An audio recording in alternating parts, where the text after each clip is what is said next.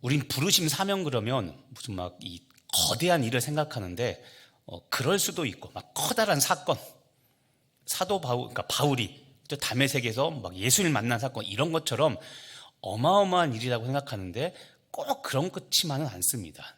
작지만 별거 아니지만 그것이 하나님의 부르심이고 그것이 하나님께서 비전인 경우들도 많습니다. 주로 여러분 하나님의 비전과 사명은 가장 일반적인 것은 말씀을 묵상할 때 또는 말씀을 들을 때 그때 깨달음으로 하나님은 우리에게 사명과 비전을 주십니다. 지금처럼 하나님의 말씀을 듣다 보면 또는 개인적으로 말씀을 묵상하다 보면 하나님께서 나에게 깨달음을 주시는 것이 있습니다. 옛날 지금 개역 개정 성경 말고 개역 한글 성경일 때 그때 보면 구약에 보면 이런 예언서에 보면 이런 표현이 많았습니다. 여호와께서 가라사대 하나님께서 직접 말씀하십니다. 요즘 성경에 보면 여호와께서 여호와의 말씀이 요나에게 임하여 가라사대 여호와의 말씀이 철수에게 임하여 가라사대 요즘 그 예언서에는 그렇게 바뀌었습니다. 그런데 이것도 하나님의 말씀이 임한다고 하니까 직접 듣느냐 이게 막 거창한 게 아니라 조금 전에 말씀을 들을 때 깨달음이라고 그랬죠. 그게 여러분 뭐냐면 하나님께서 나에게 말씀하시는 겁니다. 그게 여호와께서 가라사대 하는 겁니다. 그러니까는 막 거창한 신비한 그런 체험이 아니라 여러분들이 말씀을 들을 때 성령님은 여러분들에게 깨달음을 통해서 하나님의 말씀을 알게 하십니다. 그게 하나님께서 나에게 말씀하시는 것이고 그게 하나님께서 나에게 사명을 주시고 비전을 주시는 겁니다.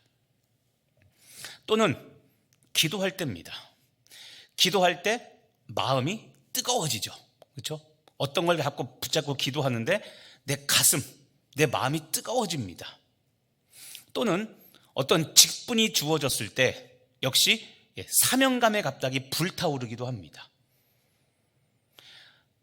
또 하나님의 비전 사명이 무엇이냐면 어떤 분야에 그 분야만 생각하면 눈물이 나고 관심이 가고 거룩한 부담감이 생기는 것이 있습니다.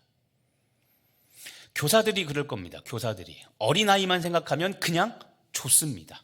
관심이 생기고 걔네들한테 돈 쓰면 아깝지 않습니다. 교회에서 재정 안 준다고 욕 바락바락 하면서도 내 돈 쓰는 게 아깝지 않습니다. 관심이 있고 사랑이 있으니까 그런 겁니다. 그리고 거룩한 부담감. 교회에서 다른 사람 눈에는 안 보이는데 꼭 내 눈에 보이는 게 있습니다. 저 자리가 왜 삐뚤어졌을까? 저 화분은 왜 깨졌을까? 왜 내 눈에 보이게 하셨을까요? 나보고 하라고 하시는 겁니다. 남 비판하라고 하는 게 아니라 사람들이 관심이 없네 뭐가 어쨌네 그게 아니라 나보고 그 일 하라고 하나님께서 거룩한 부담감을 주시는 겁니다. 그러니까 말없이 가서 내가 그 일을 하면 되는 겁니다. 오늘도 예배를 준비하고 있는데 한 3시 반쯤 됐는데 갑자기 전화가 왔습니다. 번호를 보니까 옛날 제자였던 애입니다. 39살 먹은 지금 이제 집사죠. 얘한테 전화가 왔습니다. 받아봤더니 강릉에 갑자기 놀러 왔다는 겁니다. 충주 사는 애인데 오늘 휴일이잖아요. 그러니까는 아내랑 같이 있다가 갑자기 우리가 필 받아서 강릉으로 그냥 왔다는 겁니다. 근데 와서 보니까 제가 생각나더라는 거죠. 그래서 전화를 한 겁니다. 그래서 알았다 보자라고 해서 이제 만났습니다. 그 아이와도 그 친구와의 그 인연도 특별합니다. 걔가 고등학교 3학년 때였습니다. 고등학교 3학년 때였는데 이 친구는 비하하는 게 아니라 공부에 관심이 없는 애였습니다.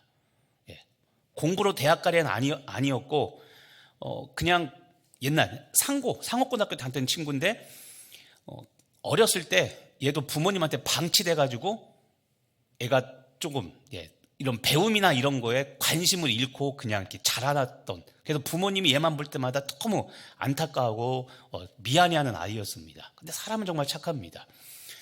근데 어떤 일화가 있었냐면 교회에 이제 거기도 영상 음향 설치를 하러 어떤 분들이 오셨는데 교회에 걔가 이제 교회에 놀러 온 겁니다. 근데 그 분들한테 아무것도 인연도 아닌데 그냥 그분들한테 얘가 우리 교회 드러머예요라고 이야기했어요. 드럼을 쳤는데 얘는 그냥 공부엔 취미는 없고 그냥 드럼은 배우고 싶고 해서 드럼 배운 지 한 달도 안 되는 그런 시절이었던 겁니다. 근데 제가 그냥 얘를 소개할 때 얘가 우리 교회 드러머예요. 실제 드러머도 아니고 그런데 그냥 제가 사람들한테 그렇게 소개를 했습니다. 고3짜리 아이를. 그런데 몇 년이 지나서 이 아이가 저를 굉장히 따랐죠. 근데 이 아이가 그럽니다. 제가 왜 목사님 좋아하는지 아세요? 라고 하니까 왜? 그러니까는 목사님 때문에 제가 사실은 제 인생이 결정됐습니다 라고 그러는 거예요. 심각한 얘기를 하는 겁니다. 무슨 얘기냐 했더니 지금 이 이야기를 하는 겁니다. 목사님 그때 기억나세요? 몇 년 전에 우리 교회 영상팀 음향 공사하러 오신 분이 있는데 그분들한테 목사님이 저를 뭐라고 소개했냐면 우리 교회 드러머예요 라고 했는데 사실은 자기는 그때 드럼을 초보 막 배우기 시작한 때라서 드럼을 칠 줄도 모르고 아무것도 몰랐는데 그 말, 목사님의 말, 이 아이가 우리 교회 드러머예요 라는 이 말이 하나님의 음성으로 들렸다는 겁니다. 그래서 고3 그 초반이었습니다. 고3 때 그럼 나는 드럼을 전공해서 드럼을 먹고 살겠다라고 해가지고 얘가 고3 1학기 때 드럼을 배우기 시작했던 겁니다. 이제 그 인문계 고등학교가 아니니까 얘가는 시간이 좀 널널했죠. 그래서 오후만 되면 교회 본당에 드럼이 찢어져라 치는 소리가 항상 들렸습니다. 그래서 담임 목사님과 전 부목사였고요. 했던 이야기가 생각납니다. 쟤는 하루도 빠지 않고 교회 온다고. 담임 목사님이 거기도 방음이 잘 안 됐었습니다. 설교 준비하고 책 읽으려고 딱 앉으면 본당에서 드럼 치는 소리가 다 들리는 겁니다. 그런데 믿지가 않죠. 왜냐하면 예배 준비하려고 온 거라는 걸 알기 때문에 어떻게든지 연습해서 하려고 하는 걸 알기 때문에 시끄럽지만 얘가 미운 게 아니라 이쁘죠. 그래서 우리가 미워서 하는 이야기가 아니라 그냥 기특해서 그런 말을 했던 기억이 나는데 어쨌든 얘가 그렇게 말하는 겁니다. 그때 목사님께서 자기를 소개할 때 우리 교회 드러머입니다라고 했는데 그 이야기가 하나님의 음성으로 들려서 자기가 나는 드럼으로 대학 가야겠다라고 생각해가지고 1년을 쭉 연습해서 대학을 정말 드럼에 합격을 했습니다. 1년 공부해서. 대단한 일이죠, 사실은요. 그래서 그 부모님들이 지금도 충주에 계신데 저만 보면 자기 아들을 구해줬다고 굉장히 저한테 고마워하십니다. 근데 재밌는 건 저는 그 사실을 기억도 못하고 뭐라고 말했는지도 모르는데 그 아이에게는 그 말이 하나님의 음성으로 들렸다는 것이죠. 그러니까 하나님의 부르심과 사명은 뭐라고 우리가 규정할 수가 없습니다. 나는 별거 아닌 거였는데 나는 기억조차도 못하는 일인데 그 말 한마디가 한 명의 인생을 바꾼 거죠. 그래서 오늘도 와서 그 얘기하는 겁니다. 몇 년 전에 결혼했는데 자기 아내를 데려와서 그때 목사님이 나를 그렇게 이야기하고 자기가 이렇게 됐다고. 사명이 그런 겁니다. 사명. 자, 여러분 우리에게 비전과 사명을 주신 하나님은 믿으시길 바랍니다. 우리에게 능력도 반드시 함께 주십니다. 주의 일을 하라고 사명을 주신 다음에 능력을 주시지 않는 일은 없습니다. 대신 그 능력이 내가 생각하는 것과는 분명히 차이가 난다는 것도 분명히 우리가 인식을 해야 됩니다. 모두가 다 슈퍼맨이 돼서 일하는 것은 아닙니다. 남들이 볼 때 부족해 보이고 연약할 수 있지만 어쨌든 하나님은 나에게 비전과 사명과 직분을 주신 다음에 그 비전과 사명과 직분을 감당할 능력도 반드시 주십니다. 자, 여기서부터가 중요한 겁니다. 이것을 믿고 하는 사람에게는 처음엔 부족하고 연약하지만 순종해서 하면 할수록 내가 강해지고 내가 하나님의 사명을 감당할 만큼 점점점 성숙해지는 것을 경험하게 되겠지만 처음부터 왜 나를 이 일을 시켰냐고 계속 불평하면 그 능력을 경험할 수 없습니다. 조금 전에 말했던 그 친구도 아까 이야기하면서 그 이야기를 합니다. 목사님, 사무총에 가서 보니까요, 제가 예배팀 팀장이 되어 있었어요. 막 그런 이야기를 했습니다.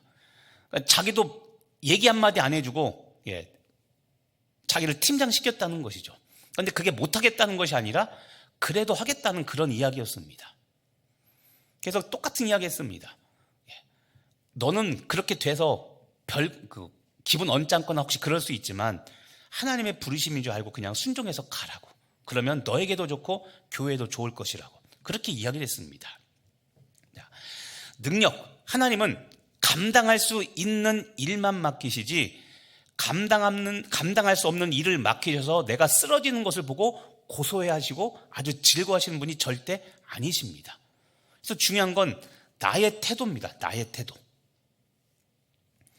어떨 때는 지금 당장은 능력이 부족하고 없을 때도 있습니다. 어떨 때는 정말 내가 관심 있고 잘할 수 있는 일이라 굳이 다른 거 하지 않아도 그냥 곧바로 시작하면 되는 일도 있지만, 어떤 거는 부족하고 정말 관심 없고 그런 일인데 맡을 때도 분명 있습니다. 하지만 능력을 주신 것을 믿고 리더십을 주실 것을 믿고 순종하면 하나님은 분명히 나를 통해 하나님의 나라의 일을 만들어 가십니다. 자, 비전을 받은 다음에 중요한 것은 그 다음에 우리가 할 일들입니다. 자, 비전과 사명을 받은 다음에 우리가 이제 할 일이 있는데 무엇이냐면, 그 하나님이 주신 비전을 성취하기 위해서 구체적인 목표와 계획을 세워 그 비전과 사명을 성취하도록 우리는 해야 됩니다. 자, 목표를 세우고, 구체적으로 목표를 세우고, 그 다음 계획을 세워서 그 비전을 실행하는 일이 필요합니다.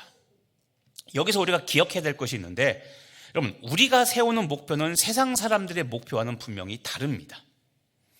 자, 무슨 이야기냐면, 일반적으로 세상 사람들은 어떤 목표와 계획을 세울 때 자기 능력에 근거해서 목표를 세웁니다. 자기 능력. 그럴 수밖에 없죠.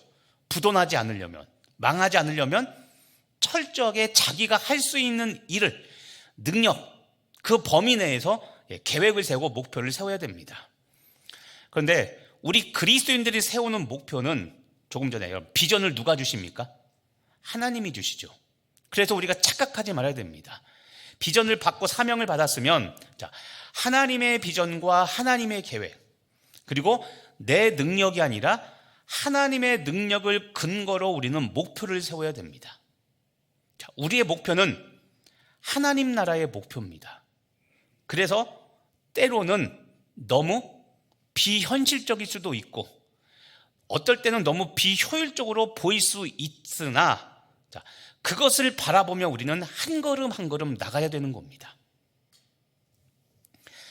하나님이 주신 비전을 가지고 하나님의 능력을 근거로 구체적인 목표를 세워서 실행하면서 우리는 그것을 완수해 나갈 때 세상 사람들이 보고 세상이 감당할 수 없는 우리는 놀라움을 이 세상에 보여주게 되게 되는 것이죠. 그래서 중요한 게 있습니다. 비전과 사명을 이야기할 때 여러분, 중요한 것은 하나님에 대한 신뢰입니다. 신뢰. 다른 말하면 믿음이 가장 중요합니다. 믿음. 실력은 둘째고 일단은 먼저 믿음이 있어야 되는 겁니다. 그래서 하나님의 비전과 사명이 주어졌을 때 믿음이 있어야 그것을 아멘으로 받아들입니다. 믿음이 없으면 하나님의 비전과 사명을 줘도 난 할 수 없어요, 못해요, 왜 이렇게 부담스러운 것을 자꾸 말씀하세요라고 자꾸 이야기하며 하나님의 비전과 사명을 튕겨버리죠.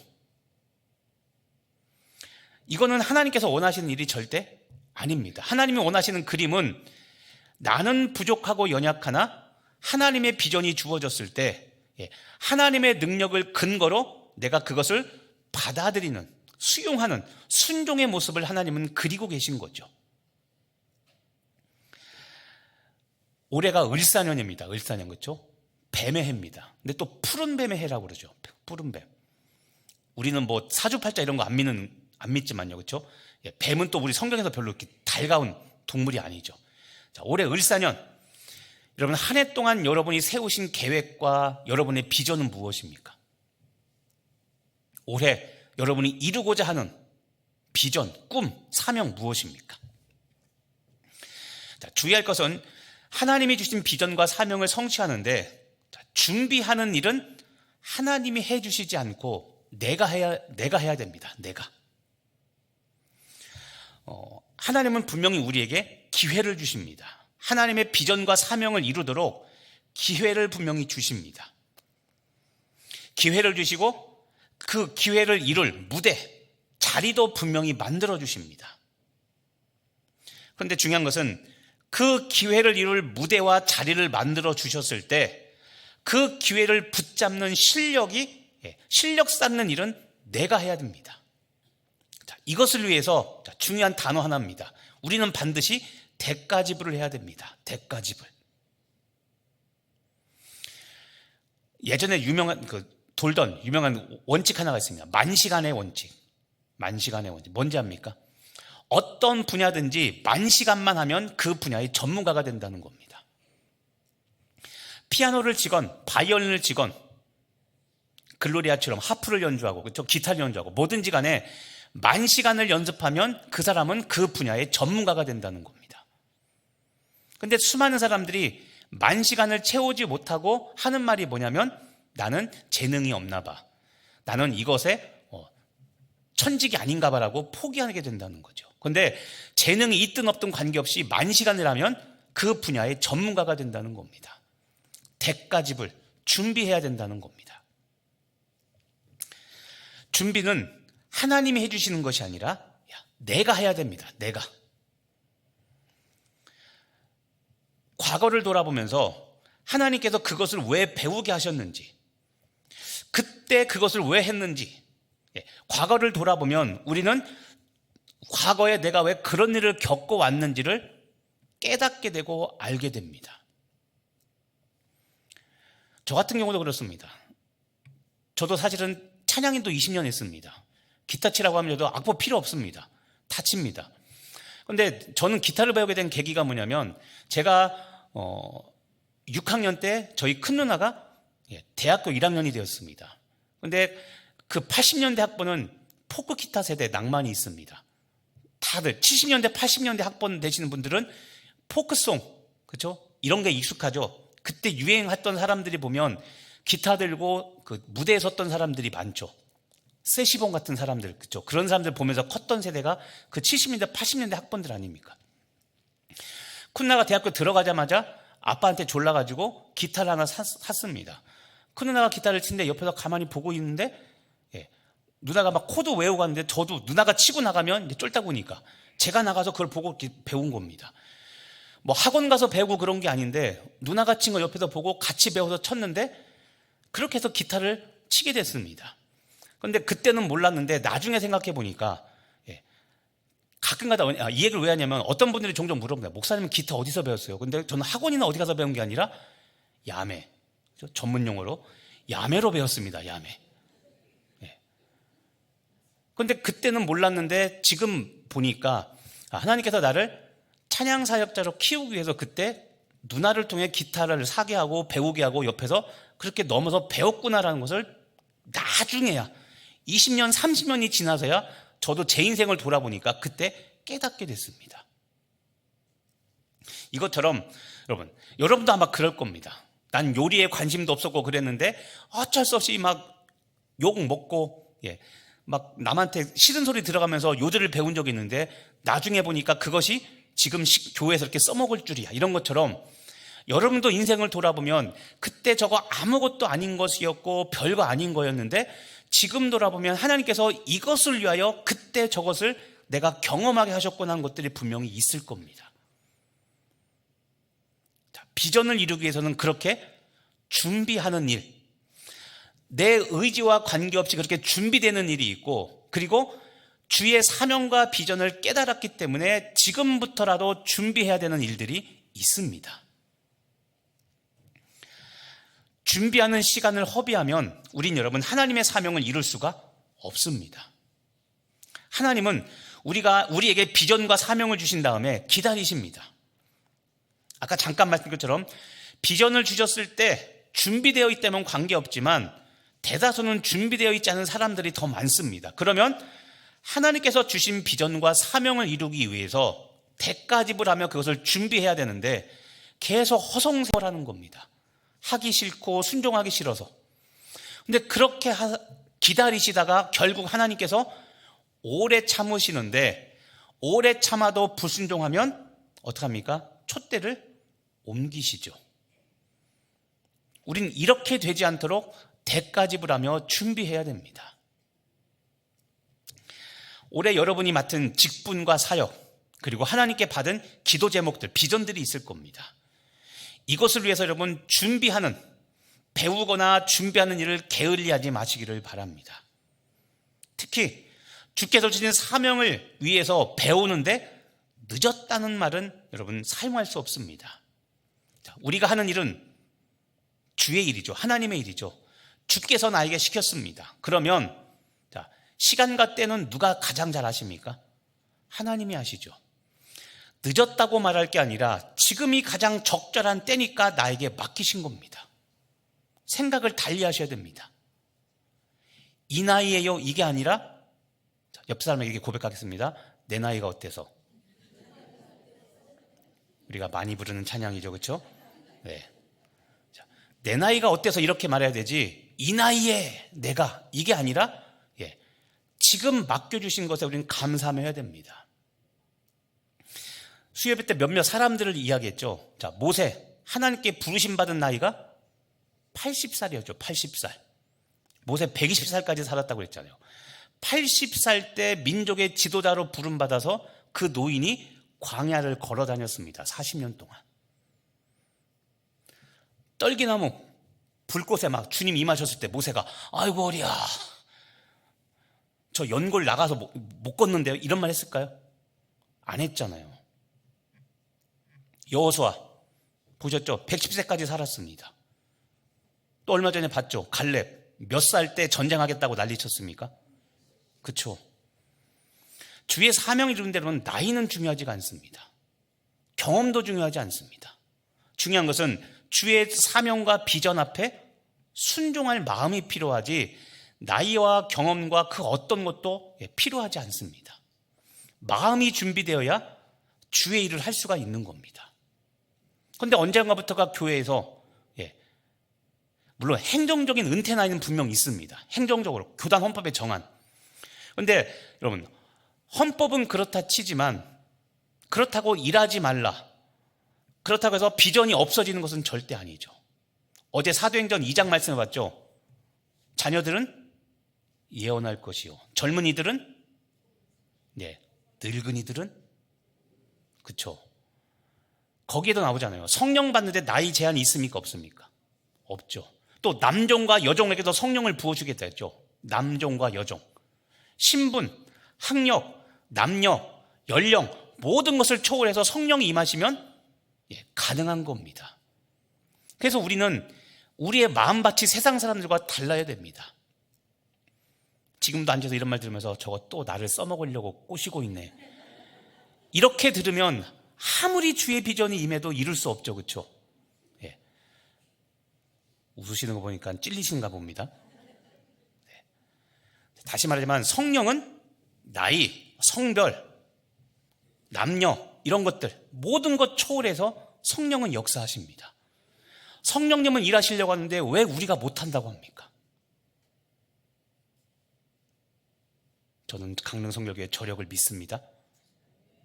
이때 아마 하시면 은혜 받습니다. 자, 이제 우리 기도해야 되니까요. 자, 주의 사명 이루기 위해서 여러분 배우는 것을 주저하지 마시고 준비하시길 바랍니다. 특히 배우거나 준비되기 위해서 대가집을 하는데 아끼지 마시길 바랍니다. 우리 교회 여러 성가대 있지만 특히 에스더도 그렇고 글로리아도 그렇고 연주하시는 분들 보면 연세 계신 분들 계시잖아요. 그렇죠? 근데 그분들이 찬양하고 연주한다고 해서 우리가 마음이 불편합니까? 아니죠. 반대로 호산나나 시온에서 나이 어린 사람이 찬양한다고 해서 우리가 기분 나쁩니까?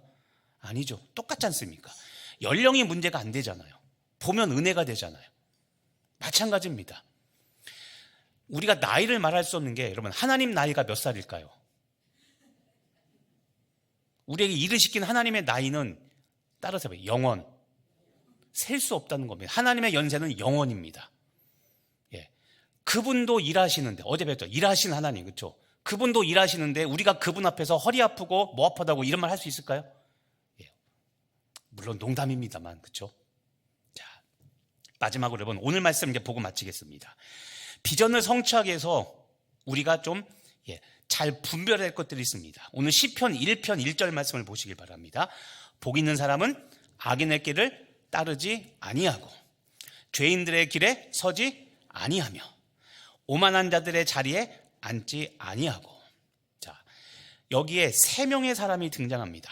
악인, 죄인, 오만한 사람. 셋 다 그리 좋은 부류의 사람은 아닙니다. 자, 그리고 또 여기에 장소가 나옵니다. 뭐냐면 죄인들의 길, 오만한 자들의 자리. 그렇죠? 자, 올해 주의 일을 하기 위해서 여러분 내가 있어야 될 장소가 어디인가 한번 보시길 바랍니다. 주께서 나에게 주시는 가 있으라고 하는 장소가 어디입니까? 또 올해 나의 비전과 주의 사명을 이루기 위해서 내가 만나야 될 사람이 누굽니까? 만나야 될 사람. 그리고 오히려 반대로 피해야 될 사람, 당분간은 좀 피해야 될 사람이 누굽니까? 전통을 새롭게 하고 복음을 아름답게 하려면, 복음을 아름답게 하는 삶을 살려면 당분간 술 친구도 좀 끊으셔야겠고, 그렇죠?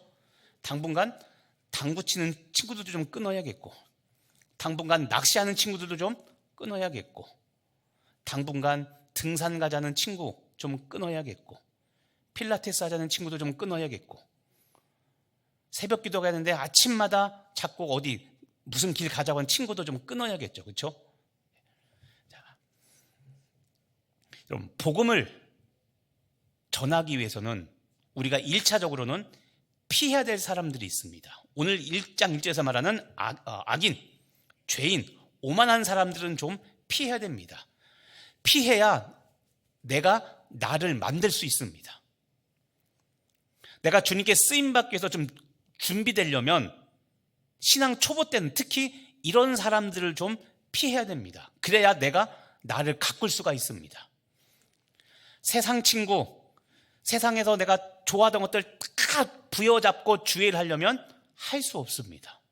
그래서 여러분, 선택과 분별을 잘해서 우리는 몇 가지 선택한 것에 집중해야 됩니다. 그런데 중요한 것, 복음을 전하기 위해서는 내가 회피했던 악인, 죄인, 오만한 자들을 만나야 됩니다. 왜냐하면 이들에게 복음이 필요하기 때문에 그렇습니다. 이게 기독교인들이 제발 헷갈리지 말아야 될 겁니다. 세상은 악하니까 나가지 마라. 예, 맞아요. 틀린 말은 아닌데 계속 안 나가면 그 악인들은 도대체 누가 구원할 겁니까? 세상이 타락하고 병들었지만 그리스도인들이 가야 될 곳은 어디입니까? 세상입니다. 너희는 소금과 빛이라고 했습니다. 어디에 소금과 빛이라고 했죠? 그렇죠. 교회의 소금과 빛이 아니라 세상의 소금과 빛입니다. 우리가 있어야 될 곳은 어디냐면 세상입니다. 그 세상에는 오늘 말하는 악인이 있고 죄인이 있고 오만한 사람이 있습니다. 거기는 우리가 처음에는 피해야 되지만 나중에는 반드시 만나야 될 사람들입니다. 왜냐하면 이 죄인들, 악인들, 이 교만한 사람들을 위해서 예수님이 십자가를 지시고 돌아가셨기 때문에 우리들이 만나야 될 사람들은 바로 이런 사람들입니다. 근데 예전에 이런 얘기 했죠. 근데 우리가 일주일 내내 누구만 만나요? 월요일 쉬니까 다 같이 쉬고, 화요일은 목장 식구 만나고, 수요일은 예배니까 와서 교인들 만나고, 목요일은 여전도에 만나고, 금요일은 기도 모임 있어서 또 교인들 만나고, 토요일은 예배 준비로 또 사역팀 만나고. 세상 사람도 언제 만나요? 이게 그리스도인들의 아이러니한 모습인 겁니다. 성령 충만하고 열심히 일하는데 정작 사람 살려내는 일은 못하고 우리끼리만의 리그에 빠져서 우리끼리 예배드리고 우리끼리 기도하고 우리끼리 사역하고 우리끼리 목장으로 개모임하고, 이거에 빠져서 정작 살려내야 될 사람들을 못 살려내는 것, 이게 지금 현대교회의 문제점이라고 그랬죠. 자, 우리에게 주신 비전은 교회만, 우리만 잘 살고 잘 먹는 게 아니라 아직 복음을 모르는 세상에 있는 사람들을 살려내는 것, 그것이 우리들의 비전입니다. 믿으십니까? 불만이 많으신 것 같네요. 자, 우리 생각을 바꿔야 됩니다. 그리스도인의 존재 목적은 세상을 구원하기 위해서입니다. 다 아는 말씀 하나가 있습니다. 요한복음 3장 16절.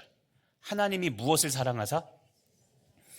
교회를 사랑하사가 절대 아닙니다. 여러분 착각하지 마시기 바랍니다. 하나님이 어디 사랑하셨어요?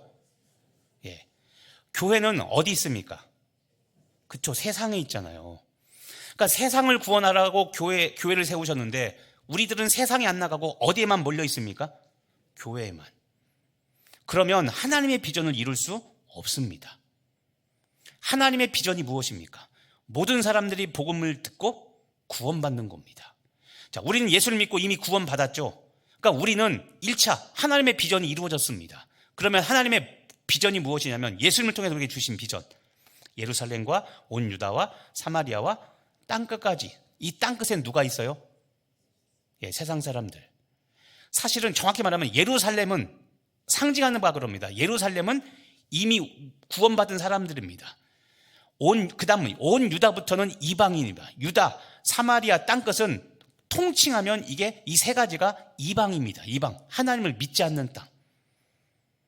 그런데 예수님은 거기 가서 복음을 전하라고 그랬죠. 증인이 되라고. 이게 하나님의 비전입니다. 그래서 남녀 전도회, 목장, 모든 사역팀들은 교회의 사역과 예배를 위해서 준비된 예배를 드리되 사역을 하되 우리는 반드시 세상으로 나가 복음을 전해야 되는 겁니다. 믿습니까? 네. 자, 그래서 여러분 말씀을 정리하면, 자, 우리는 복음을 전하기 위해서 의도적으로 죄인, 악인, 오만한 이 교만한 사람들을, 그들을 만나기 전에 우리는 아까 말씀하신 준비돼야 됩니다. 그때까지는, 준비될 때까지는 세상 사람들을 좀 피하고, 그래서 내 안에 거룩함의 능력을 좀 경험하고 거룩의 능력을 준비한 다음에 우리는 이제는 세상으로 나가 그 사람들을 만나서 하나님의 복음을 전할 때, 그때 하나님의 비전이 우리를 통해서 이루어지는 겁니다. 그래서 우리는 이제 세상으로 나갈 준비를 해야 됩니다. 자, 따라서 한번 하겠습니다. 말씀으로 전통을 새롭게, 삶으로 복음을 아름답게. 그렇죠? 예. 이렇게 이 비전을 우리가 이루기 위해서 2025년 교회 공동체로 우리는 그렇게 나아가고 달려가게 될 것입니다. 자, 옆에 분에게 다시 한번 인사하겠습니다. 길지만 잘 기억하셔서 말씀으로 전통을 새롭게, 삶으로 복음을 아름답게 합시다. 서로 한번 인사 나누겠습니다.